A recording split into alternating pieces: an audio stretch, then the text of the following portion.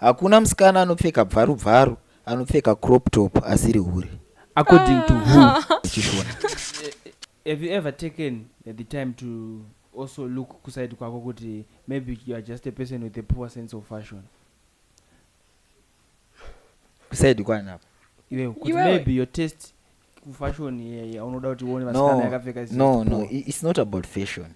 She's already revealing yourself zvinhu zvinofanira kurevealwa in bedroom, not in the public. Right. Now I feel like women always have this substitute for anything that a man cannot do. If a man has no money, they will cheat with the man who has money. If a man has a small, they will find a dildo. If a man cannot do this, they will always find.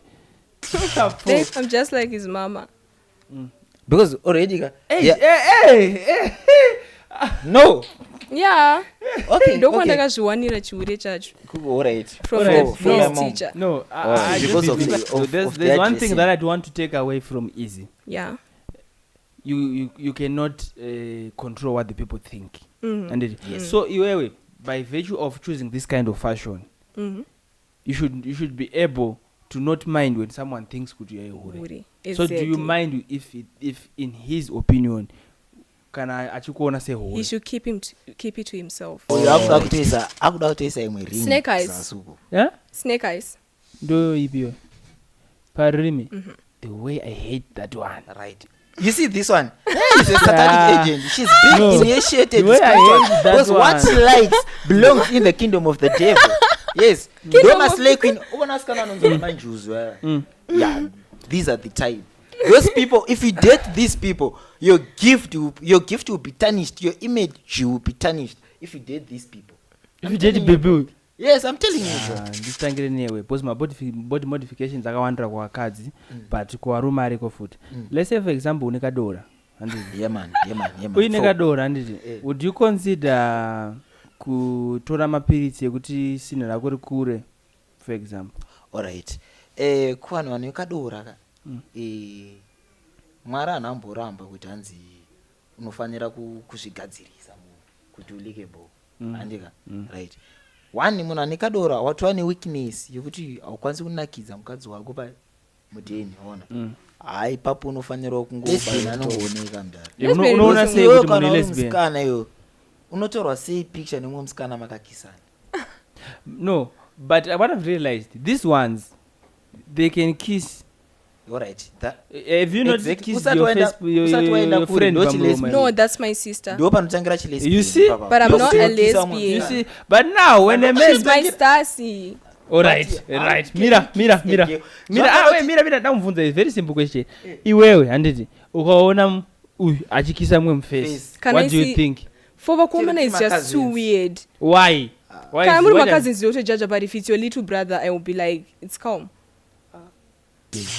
But now let's go kuwarume because I know kuwarume ndo kuna problem yakawanda. You can see these ones can even kiss each other and they just think it is normal. It's calm. Then ziri kuside kwao. But if I see a woman whom I intend to marry, or whom I intend to date kissing another woman, if it was that's the end friend, of it. No, even your mother. Nothing like that. No, even your mother. There's nothing like that. You cannot kiss your mother on the lips. Yes. Yes, even you cannot kiss your father on the lips. You cannot. It's unacceptable to kiss a munu are the same gender as you on the lips. Oh yo, hello Salbonan Linjan. Welcome along to Ama 2K podcast. I am Sheriff Zim and I'm always here with some of my friends and then when Team Rango to discuss the things that affect us as Ama 2K. Believe it or not, Nditorim 2K akakwana and I'm very proud of Nditorim 2K. And today I am joined by firstborn ya prophet Madungwe. Firstborn ya favorite prophet wangu. Tina Madungwe the second banapa. Wagwan. Oyo maita sei kumdara. Boy. And nditone patone chimwe chimoko chandikutonakirwa nacho zvekudaro chikutondipengesa zvamanje baby. Wagwan. Wagwan Chomi, how are you? I'm okay, how are you? Munzo wa voice. Ndinotadza sei kukunyura uma ne voice rakadai so. But anyways, I wanna panapa ma rules edu ndiye kungoti notaura chokwadi sezachiri. hativanze kungobudisa chokwadi sezvachiri. And today I want to talk about my body modifications. My body modifications tara my piercings, kuwedzerwa magaro, kuwedzerwa mahips, kubviswa mafuta, kubviswa maribs, matattoo, ma piercings tamataura ndiri. Ngatimbotangire ipapo. Zvakanyanyowandira kwauri bibi. Handiti? Yeah. Kuma baby obvious. Yeah. Une ma piercings mangani? I have 9 piercings on my body. Paine. My ears, my belly, and my nose. I don't understand even the point of my earrings. But since I common, obviously, I'm not going to defend. But ko ring padum boy. Wanenge achidefenda chiyawa. My earring. Aiwa defend because it's obvious. No, these piercings are actually part of my personal style and my identity. Like, I don't owe you guys an explanation about my piercings. I'm just, but why do you need a ring on your belly?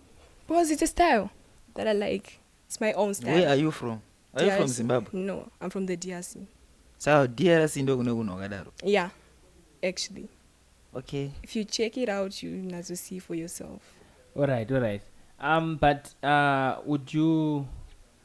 Personally, I don't prefer my piercings. I don't have anything against one of my piercings. But if I'm to choose between being pierced or not being pierced, I would rather not be pierced. Or I would rather. Is it because you're a man?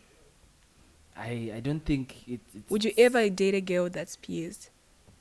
Yeah, so why don't you like them? But it's like kutishiku. It's like, for example, pamba unonosvika pabikwa sadza. Yeah. Hautadze kudya sadza. Exactly.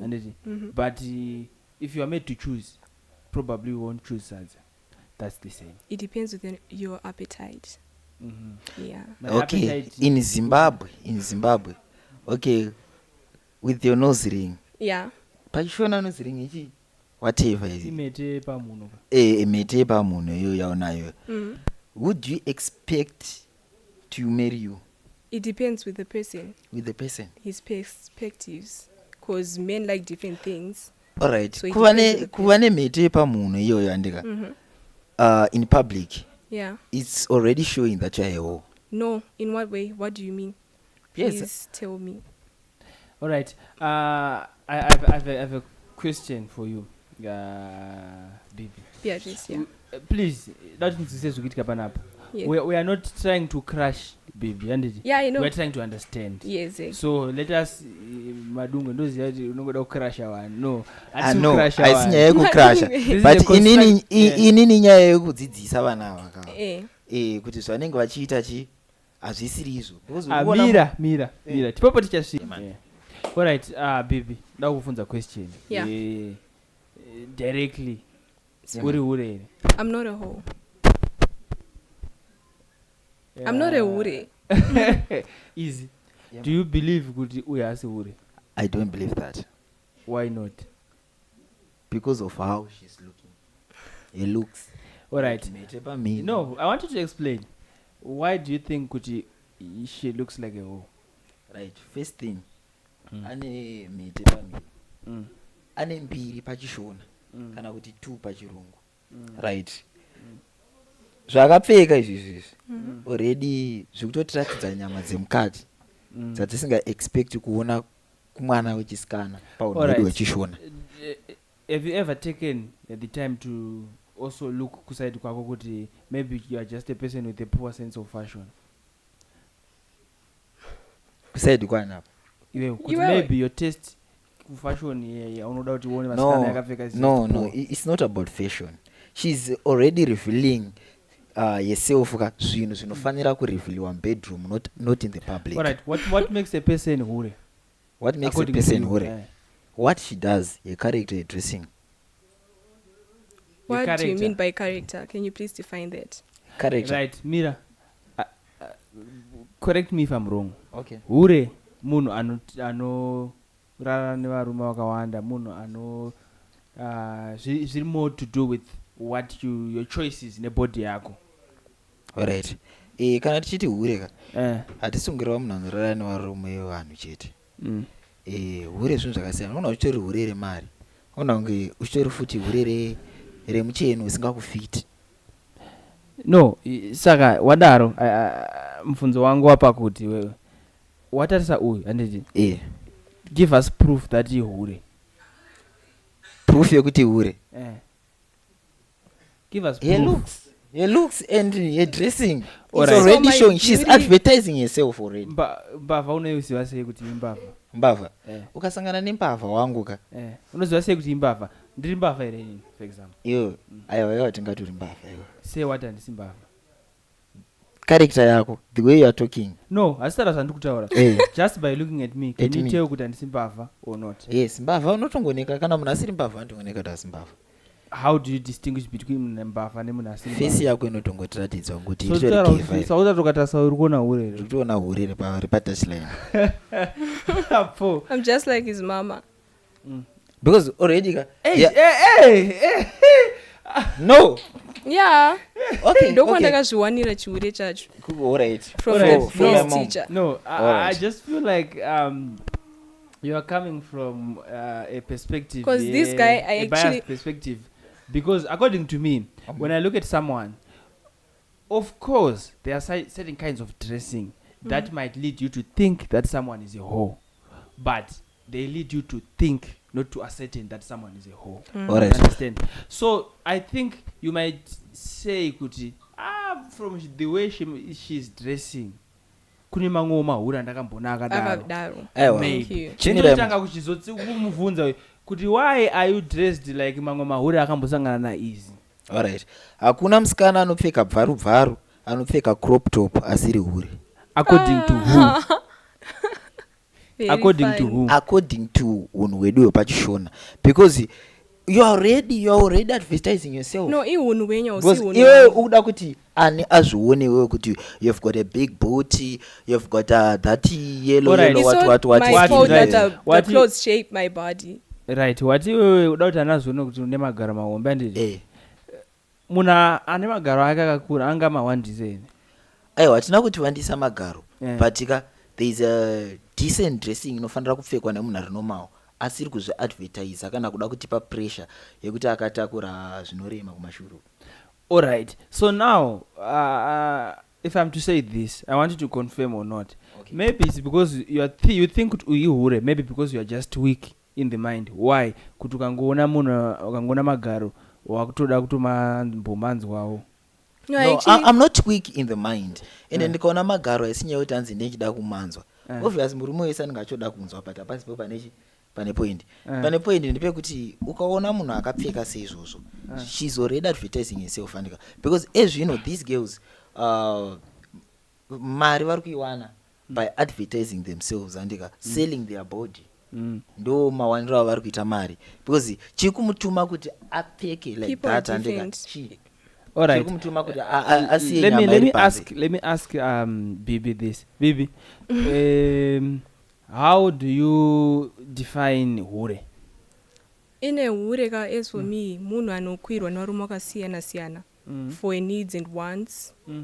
Yeah, you can judge a person nenyaya dressing. No. I actually feel like pakuita ka beef. I don't know. Because the person aunga judge munhu. No. It's like if you're dressed like this, ndokuti hure. Do you know me? I Do I don't know- judge do you a know person Do you know one thing? because Bibi? of There's one thing that I'd want to take away from Easy. Yeah. You cannot control what the people think. And Yes. so iwewe, by virtue of choosing this kind of fashion, you should be able to not mind when someone thinks kuti you're a hure. Hure. So do you mind if in his opinion kana achikuona He sehure? should keep it to himself. Alright, ndomira kubvunza inini andika. Anyway. Iwe sheriff, ndakubvunza question. Ukaona musikana akadai so dressing yakapfeka achifamba muroad iwe. Ukamuona ka akanaka andozona. Right. Chaunotanga kufunga chi? Inini changu ndikaona munhu akapfeka gemenzi kana ndikangonakirwa ndatonakirwa. Saka hembe hembe dzozito ndikasike kunotisa. Chimira ndikuudze manje chinofungwa nevakomana vakawanda nemageto youth. Tikakuona wakapfeka miniskirt kana kuti wakapfeka crop top wakapfeka seizvizvi. Chanotanga kufunga ndisati ndakunyenga kukuitisa because ndaattractwa neana kuattractwa necharacter. Ndaattractwa nebody yako zvawakapfeka. So nechida kukwira ndobva ndasiyana niwe. But do you know kuti part of the reason why you choose to kuzonyenga munhu, it's not because of character, it's because of what you see. Then wasvika padhuze wozochita sacharacter. Alright, Unless if you are saying iwewe kuti automborina basa nekuti munhu akaita sei. Alright, chiterera unzweka. Girls, they have to know something andika. Beauty is the magnet that attracts a man, and character is the glue that exactly. So now, how can you say kuti uyu haana the character that you need? Uku kushama manje, this is not beauty. kushama nokuziye.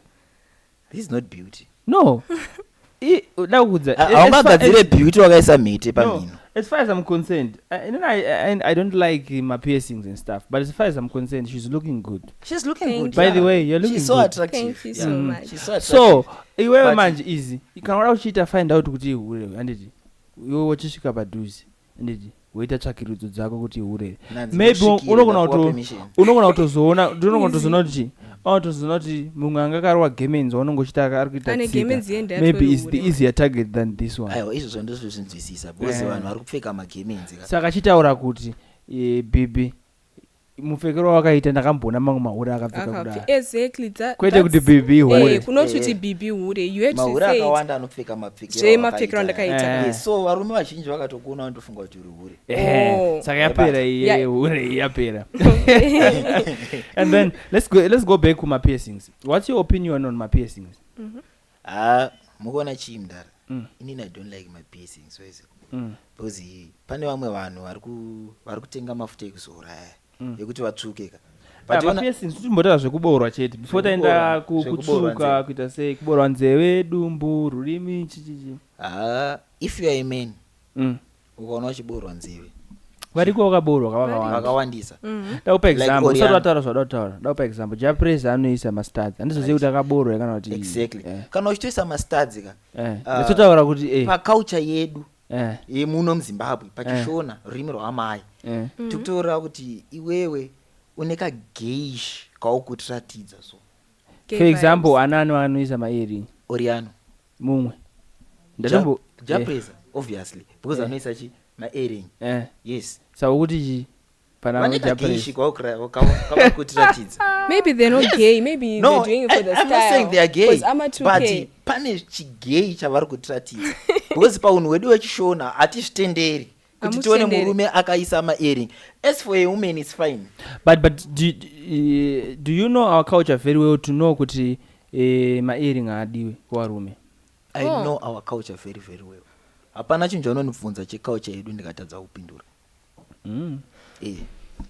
Because in other countries andika ukatoona wakaisa mhete uri murume andika ukaona wakaisa 2 pane zvazvinotoreva. Ukaona wakaisa 1 ka takutobvunza kuti are you bottom or top? Keyword. Kune dzimwe nyika. Yes. So iwawo maartist edu ka they are copying that from other countries andika vakuzviisa muZimbabwe munomu andika which means they are being initiated spiritually. But have you ever taken it in this perspective kuti sometimes it's just fashion? Just fashion. No, nothing else, just fashion. All right, let me tell you something. Do you know what the devil uses to attack people or to gain people from the kingdom of God to the kingdom of darkness? He uses music, he uses fashion. So spiritually, physically, you may not know that you are a satanic agent, but spiritually wakato initiate kudara. So those people, if physically they don't know, spiritually they're already being initiated. They already belong to the devil.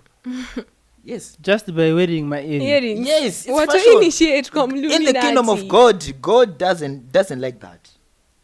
Mwimba mwara mna uchina wakadaro. According to me, it's just fashion. If you like my earring, do it. No, I'm no farana now. And I don't like my earring. I don't like my piercings, especially why usingamafarire kuvarume? No, it's just preference. It's just like kundifunza kuti sendisingafarire red. All right, zachi hakuna reason, isina reason. For example, andifarire red color. There must be a reason why usingadi red color. I prefer other colors. Why usinga prefer red? There must be maybe he doesn't prefer rings, he prefers tattoos. See, but there must be a reason behind. Okay. Yes. Kakusa chingotaura kuti ex wangu ndina aipfeka red akabreaka mwoyo wangu. That's why ndisingalike. No, You don't like it. For me, from birth, I've always been a person who likes blue. But saka to tell me kuti hanzi because I don't like red, so sauti ndakaitwa ati break ndiri mudumbe. Variko vasikana kutotita mati. But anyways, yema piercings tainzo. Let's go kuma tattoos. Do you have pane any tattoo here pana? No. Aiwa pana. What's your take on tattoos? I don't like tattoos. Why not? Because I just don't like them. Why? I'm a piercing person, not a tattoo person. By the way, do you wish to get more piercings? One. Last one. Guess. Can you guess, man? You know, funga the worst possible No, scenario. not that. No. Akuda kutoisa imwe ring. Snake eyes. Yeah? Snake eyes. Do you parimi? The way I hate that one. Right. You see this one? She's a satanic agent. She's being initiated. Because what she likes belongs in the kingdom of the devil. Yes. Doma slay queen. Yeah. These are the type. Those people, if you date these people, your gift will be tarnished. Your image will be tarnished. If you date these people. If you date baby. Yes, I'm telling you, bro. Look what she likes. Look what she likes. Yes. Look what she likes, bro. But anyways, what's your take on one tattoo? That's just too much because it causes cancer. Yeah. So you don't like them because of cancer? Cancer. I see. Apart from that. Then the guy saw one. Comrade. Why? Inini zvinhu zvese inini zvana matatu zvemarini izvi inoenda kutoona mamarine spirits, bro. Pa matatu. Because I've seen many people, bro. But tingati for example aniko ndiani kwa matatu. Tingati for ndiani vanhu vanotamba wrestling ane matatu ndiani. Right, John Cena ana tattoo. The Usos. The Usos. Okay, tikaona Roman Reigns tattoo na manjuzo ire pa. Aya chimira ndokudza. Every tattoo has got a meaning in the kingdom of the devil. That's one thing that you have to understand. Every tattoo has got a meaning. Ona kuisa scorpion pana hapo. Let me give you this example. What every tattoo has a meaning in the realm of the in the kingdom of the devil or in the realm of the spirit. What if I put a Bible verse? A Bible verse. Right, that tattoo has got a meaning also. I'm not spiritual, I'm not a prophet, I don't know, but that tattoo has got a meaning. Every tattoo has got a meaning. Ndavunzaka as my Christians we believe in the Bible and yes. Ndovandaisa hangu for God so loved the world iri tattoo. You are a fake Christian. Why? You are a Christian with the devil. Pakashata. Yes. This one Boss easy. Nasti na madunga this.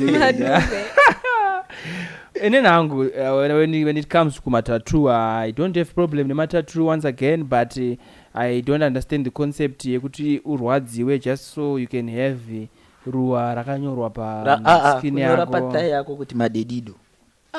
I don't feel like it's worth all the pain, but anyways kunokuta futhi zvema tattoo hanzi na madunga the second you are agents of the devil. Yes, they are. Indeed. And then Bibi ndakukumbira something. Yes. I hope pa camera zvinobuda. Can you just stand?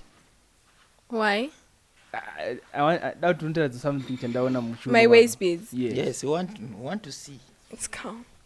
Pano wakasimuka kudaro unoona pangoti pachi 360. Yes, I was talking about, bro. Look. 4. That's what I was talking about. I saw my beads angooneka so that people understand what you're talking about.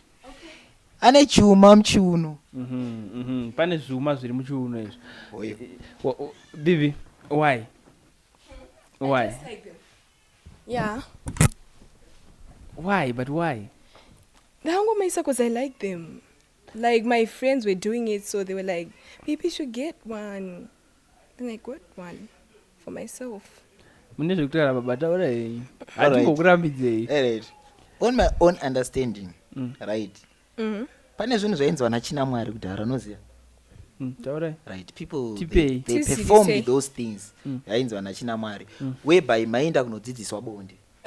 Varume nevakadzi. Vakadzi maenda kunodzidziswa bonde. Then maiswa zvinhu izvi, but zvakudhara zvasiri zvakadai so manje zvaiye zvakagadzirwa nehudu andika unenge wagraduata panyaya dzebonde andika. So is there any problem pakuzi wabonde? Right, these days manje it's not like that. Do you know kuti mishonga hauna kushata, but wakashata paunotanga kushandisa mushonga kuroya munhu. Ada kupa example, let's say tomboti mabhizi abhibhi ayanditi akadzidziswa bonde akagraduata ndimazvikokota webonde anditi but anenge aingorowa nemurume wake. Right, is there anything wrong nekuti apfeka kemabhizi ake? hapana problem, but pane problem ndipe munhu akamudzidzisa kuti akaisa any spirit here maari kana zvatova zvespirit atova neproblem. But you know, when we question my spirits over some things that I would call trivial,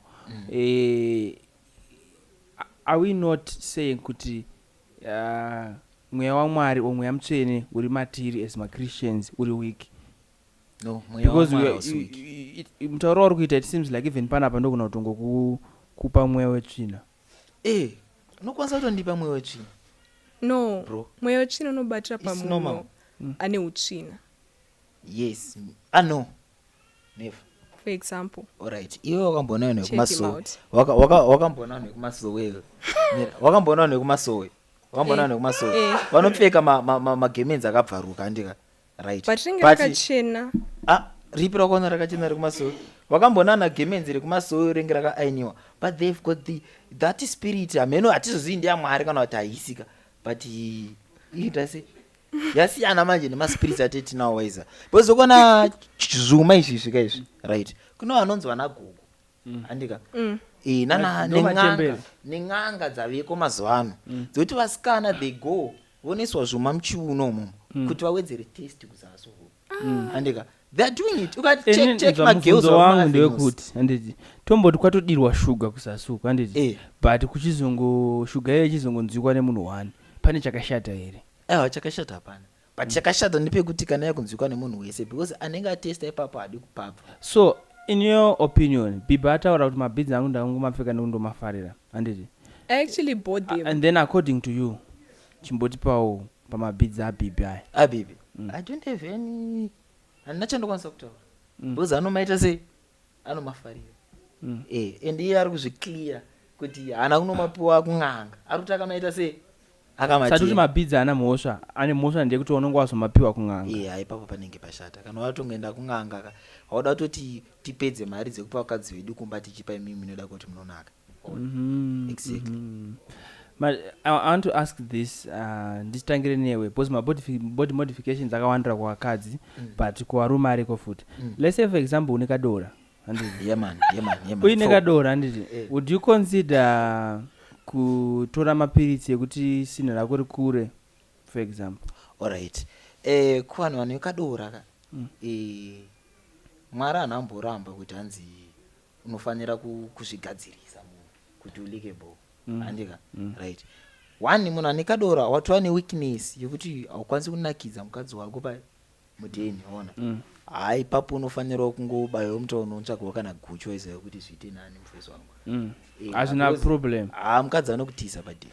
Tobva tapa example, handiti wati iwe hazvina mhosva nditi. Let's say now ndibhibhi awedzerwa magaro. Do you have a problem with that? Problem yekuti awedzerwa magaro hapana. So would you date munhu anenge akawedzerwa magaro? Maya. Why? When you think kuti wewe kukudza sini kwakapenga. Ukona chi ukakudza sini andika? Inini I believe kuti test inenge yatosiyana mndani. Akakudza magaro test inosiyana. Indoda zvinhu zviri natural ways. Zvavana akakudza magaro. So would you understand kana uyu akasitaura kuti wewe kana ukashandisa mapiritsi nandi kukudata? Yes. I understand. Ngandisiye. Because inini ndini ona chi it's one thing to have kadora ka and another kugona ukashandisa because mwari pakakupa kadora ikako ka ana kukupa chitu chatizwa nemukadzi kana kuti sei panotori ne way out mndara yekuti unokwanisa kutodzidzira ukashandisa kuti tikato performa zvakanaka mndeni waibata. Bibi, what's your take on, let's say wakudana nemufesi and then you realize kuti ane kadora? What's you your should next love move? your person sezvaari. because it's not his fault kuti akaiswa ndozvega zvine chakadura. musoro zvawataura izvi. Choni And ida munhu wako sezvari So you inogona don't- itoriwo disability anayo. So let's say for example abva ane idea yekuti handikufunga nditsvage mapiritsi, would you support? No, don't support something like that. Why not? No, that's just too much. Like having sex with a guy who's akumwa mapiritsi kuti akudze sin rake just to satisfy me. Nah. For the sake of Saka iwe love. ungagare usingasatisfy iwe. It's better if he gets me a dildo Okay. and So him. Pachishona pari kunzi chitoi chebonde. So would It's you- better than fucking everyone. You get. No. For- It's better if you just fuck your dildo and your man. But Okay, what's a the lot is difference going on. between ichocho chauri kutaura ichocho and a real person? And a real person. Yes, because apa iwe kutodhila uchaziva chitoi kaichi. because now I feel like women always have this my substitute for anything that a man cannot do. If a man has no money, they will cheat with the man who has money. If a man has a small, they will find a dildo. If a man cannot do this, they will always find. Dai sinambota nezvedildo maizotaura nezvei. Ndosada kuvunza because ina ndingatora nyaya yemadildo tinoizira Yes, murume wako anenge achiziva kuti kundichita nedildo pane mumwe murume. That's better. You check. And then would you consider getting BBL? Never. Why not? My body is perfect. Would you consider getting plastic surgery? Amai. Kudara. Would you Never. consider? Oh, no, I'm beautiful. For me, my body modifications, let me tell you something. I feel like there's nothing wrong with my body modifications. Whether watora mapiritsi ekuti kadora kati disappear, whether waiswa magaro, whether waiswa chi, I don't feel like there's a problem. I have a problem with the implants now. Yes, My plastic that you put in your unozoiswa. body. I have a problem with those ones because I've seen my complications akawanda. But kana ukazora andikune mafuta anokudza magaro. Oh. Ukazora iwawo, I don't feel like there's a problem. My pews. My pews, I don't feel like there's a Injected. problem. But nyaya yekubleach iripo apa futi. Right. Uona panyaya But yekubleach man. it feels like it's a hot topic. Let me just comment panyaya. Kumafia rangu riko. Nyaya dzekadora nei. It starts when you start to compare. Yeah, man. So I don't feel like you should compare. Because you don't gay to compare. Because kadora in reference to what? In reference to the umwe munhu wakaona. Why you talking in the first place? So I feel like there's no need at all. There's no need at all, unless it's a huge emergency. Maybe if the doctors advise. I feel like you should only do enlargement if the doctor advises. Exactly. Pamwe pacho tiri kungosanganawo nevanhu vanenge vasingagute bonde vanenge vanzwa nekurarwa nawo, and then you try to compete with that person. Maybe it's your first time no sex before marriage, then wakupuwa pressure. So I feel like there's no need at all. Under no circumstances should you personally wake up one day and go town and wotsvaga midzi. Ndino zvimwe zvimidzi zvikumwiswa vanhu metown ndezvekunyepa. So I don't feel like it's necessary. And then kwasikana wanda kuita magaro mahombe, wanda kuita body, I feel like masquads anokudza magaro. Exactly. So I feel like if you do it that way, and not good for me, I have nothing against vanozora mafuta, but I've heard of my complications.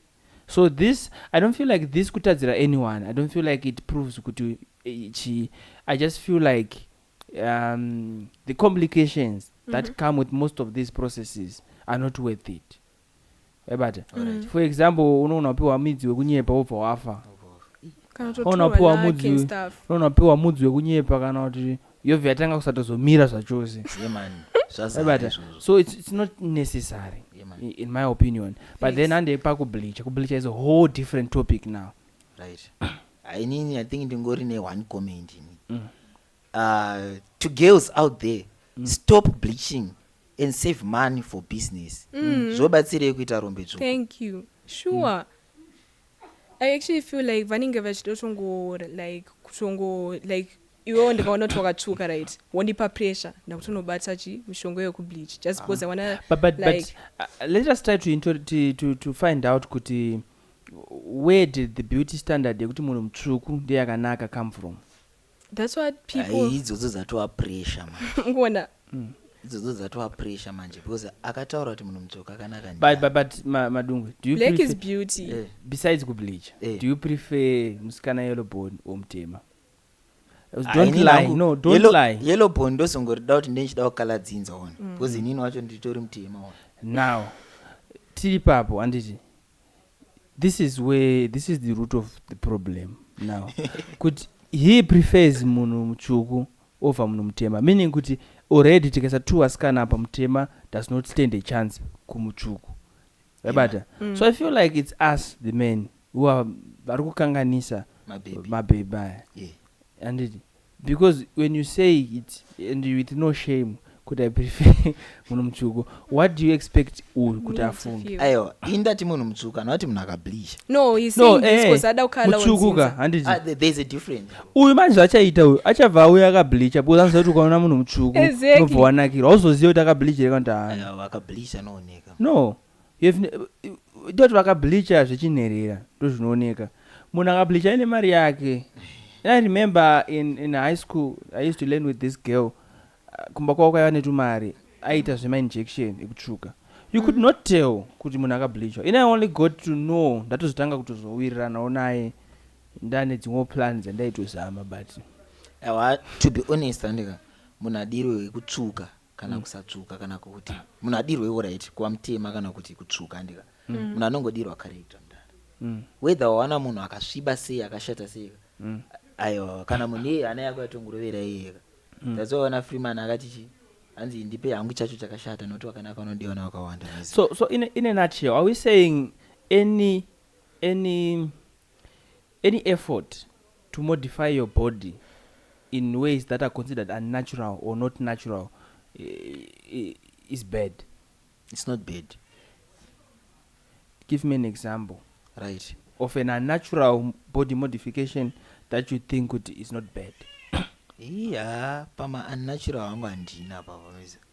Nikuza pama natural kubvisa mapundu kumeso nemapimples uchizoroa zvimafuta zvoti kumeso kwako kunguva smooth. That one skincare. It's fine. It's skincare. Someone might argue kuti kubvisa hainonzi chi dark spots pando zvacho munhu wechisikana to take care of your body.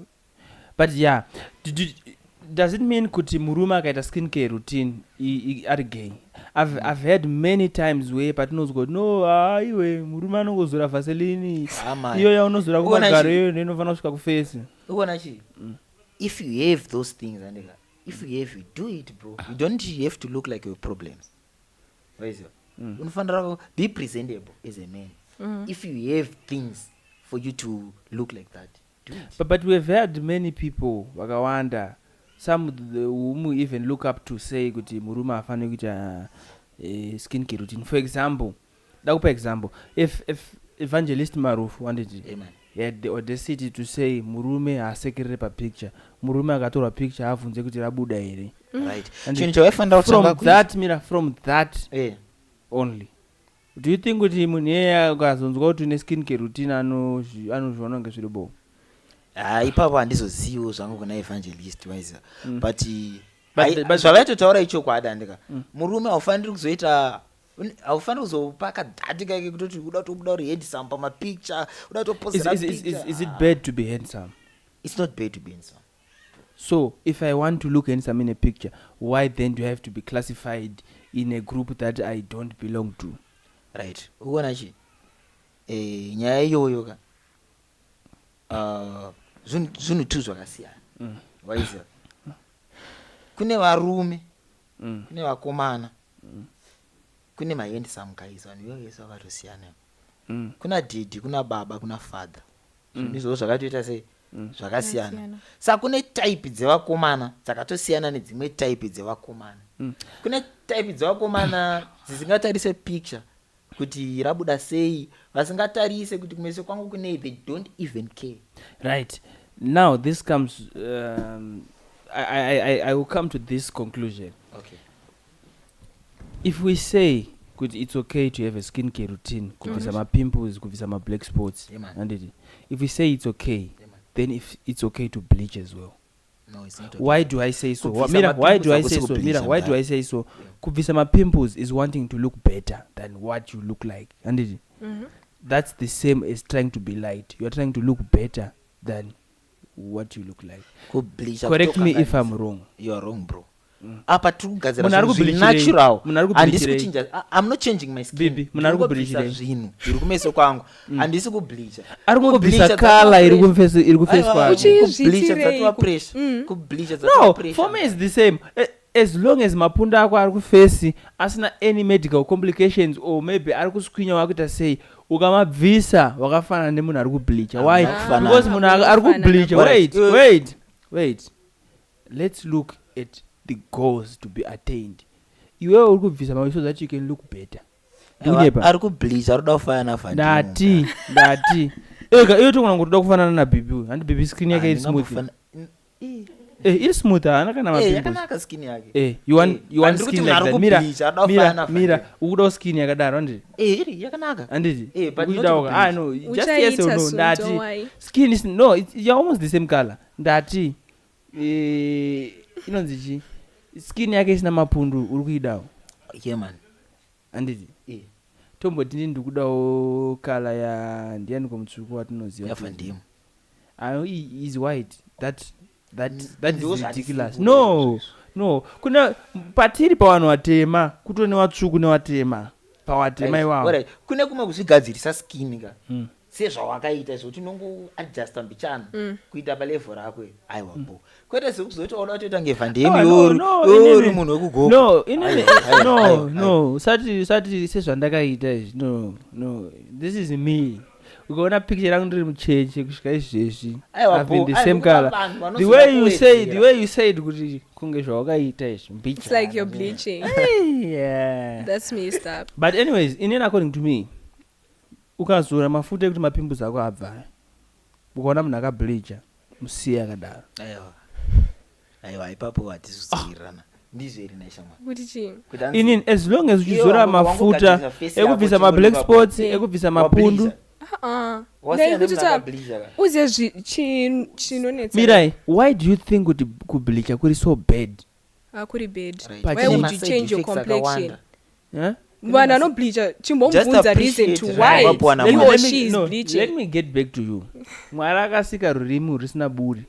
You want to get buri pa. Ora yanchase buri ro. Handichaise buri racho. No, you know why? Mine maburi 2 aya. Why say yako yane 4? I actually prefer them because anovarika. It's better than a tattoo. Tattoo aribi. Piercing it goes. No, hatisikuramba sezvozvo. Ukatoma kana uchibleacha, ukazomira kubleacha unongodzokera pa color yako. But still. Onaka. Wamboona vanhu vanobleacha zvanenge vakaita. Ukaona kuti anenge akatsvuka ki face kunokandika. Kaenda pamabva apa kana pamanapa. No, remember. Let us remember this. Serious? No, let us remember this. Vanhu vari kubleacha vasinga afford the proper stuff. Ndo vanosara vakadaro. Vanhu vari kubleacha vane mari yavo. You won't even tell kuti akableacha. Vamwe maeloboni mazhinji ati kutosangana nawo. Maeloboni akazotsvuka akura. Alright, ndada mbokupa disadvantage yekubleacha. Right, munhu akabvisa mapundu akaita extend skin yake haidamage zvekumhanya. But iwe wakableacha wakaita extend skin yake how do you know? I have noticed that in many extents. Yes, I've seen that in many. You are not well informed to comment on this topic. I am well informed you to are not. Comment on this. You are not. Young man. You are not. Chimbunzo wangu ndekuti wewe, why do you have to measure an accident? Because mun accident, uyaona kuti accident skin yake kadamage. Yeah, but it's not like different than munhu akableach. It's not like this skin is fireproof or it's indestructible. No, everyone's skin inovharuka. Yeah. I am saying tikatora uyu tikamurova chibhakero asina kubleach totora munhu akableacha Bleacher. tomuruva chibhakera anokuwara munhu akableacha mudhara. Facts. Yes, I'm telling you bro. Imi. Alright, let's try it. Imi. Let's try it. Kune munhu mira, kune munhu akazvarwa akatsvuka, ukamba chibhakera angona kuita red panapa, waibata. Uyu amutema akapiwa chibhakera, Manje kana anogona waka kusaita red Ndinongozvimba. asi anongorwadziwa zvakangofanana. Right. Kana wakazobleacha manje mira, unotozokuwara. when you think you let me say this in the most plain way possible. You only demonstrate a certain level of stupidity when you think kuti skin yemunhu itsvuku neitema kurwadziwa kwakasiyana. Anoti kurwadziwa kwakasiyana. Handisi kuti kurwadziwa kwakasiyana. Ende handisi kutaura kuti skin yemunhu mutsvuku nemunhu mutema. Kutaura munhu akableacha mudhara. Munhu mutsvuku. Munhu akableacha mira, munhu akableacha anenge achiko. Anenge achigurere. Anenge amutsvuku. Anenge amutsvuku but if you check out skin yemunhu akadaro right. Anoita mapundu. Unonga watozvikanganisira skin yako. No, amana. The results are bad. Kubleacha time unoshaya mafuta yayo. Mukusangana nevanhu vakableacha ka maybe nedomestos kana nechi. Exactly. Vanhu vakableacha That's fucking up your future, your life, your vanhu vari kubleacha nemajekiseni chaiwo nemapirizi chaiwo. Those people you cannot even tell. Anenge asina kana mapundu. So when you say kuti munhu ukableacha unoita mapundu, you are now showing me a certain level. Iri ralevel remari. Hatisi tunoita mapundu. Right, chichaurai kuti kana usina mari usableache. Kana usina mari, tsvaka mari, wotanga business. Hazvibatsiri kuti rombe tsvuku. Full stop. It's okay. Matopiwa advice papa. It's okay. And then as we close, it seems like these nyaya dzemabody modifications dzinofambirana nenyaya dzealphabet gang. Andidi. What makes gatange nemukadzi because kuvarume ndokutori neproblem yakanyanya. Gatange nemukadzi, what makes a woman lesbian? A lesbian. Like ukakura, like maybe ukagara mumba makazarisa vasikana and stuff. And mostly if you put a girl. No, not the circumstances. Andidi. Kuti chinozatoona no, this one is a lesbian. Anenge aita kuti unatsoziva kuti lesbian. Zvinotongooneka. Like at a party, right? Awumona any nigga or whatsoever. Anenge angochira nevas. I don't know. I don't feel like that's the right definition. Yeah, because I don't know because my lesbians andotamba now we don't link like that. Because I told you link my lesbians. But now notamba now. Yeah.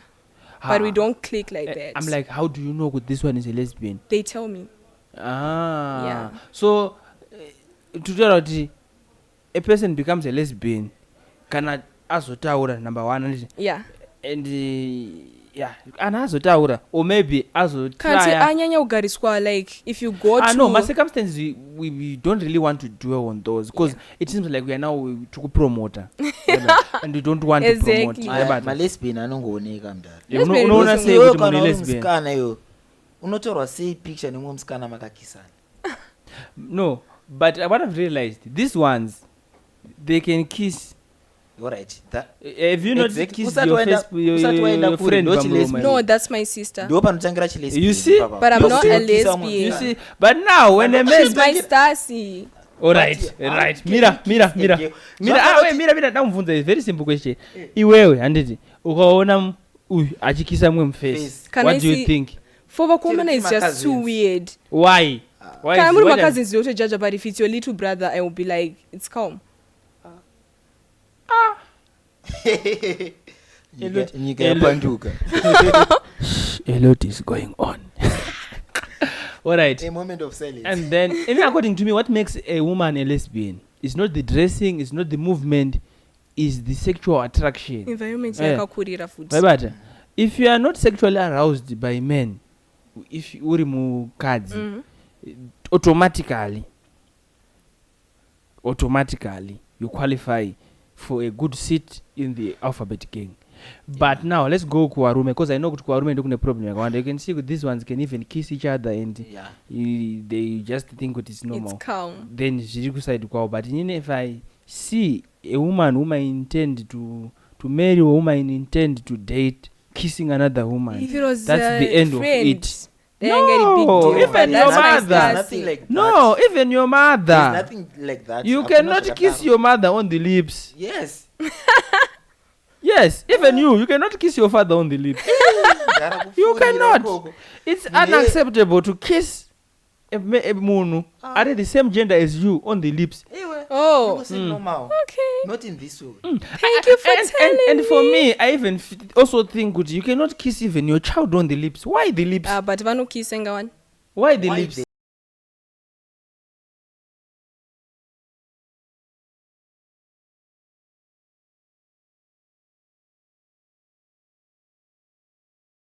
lips?